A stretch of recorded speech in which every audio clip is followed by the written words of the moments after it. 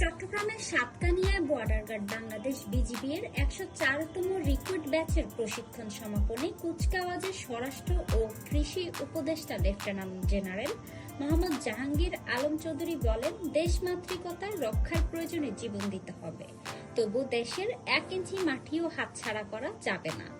বুধবার বাইতুল ইজ্জে বিজিবি প্রশিক্ষণ কেন্দ্র বিজিটিসি-এন্ডসির বীর উত্তম মুজিবুর রহমান প্যারেড গ্রাউন্ডে আয়োজিত অনুষ্ঠানে প্রধান অতিথির বক্তৃতায় তিনি বলেন, বিজিবির কোনো রাজনৈতিক দলের বাহিনী নয়, তারা জনগণের ট্যাক্সের টাকায় বেতনপ্রাপ্ত সরকারি কর্মচারী এবং দেশের সার্বভৌমত্ব রক্ষায় তাদের মূল দায়িত্ব।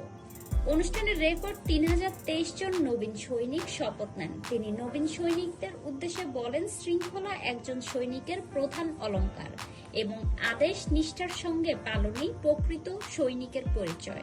কুচকাওয়াজ অনুষ্ঠানে ট্রিক-রিল ও ব্র্যান্ড ডিসপ্লে প্রদর্শিত হয়। সেরা নবীন সৈনিকের খেতাব পায় রিক্রুট আলিমরা।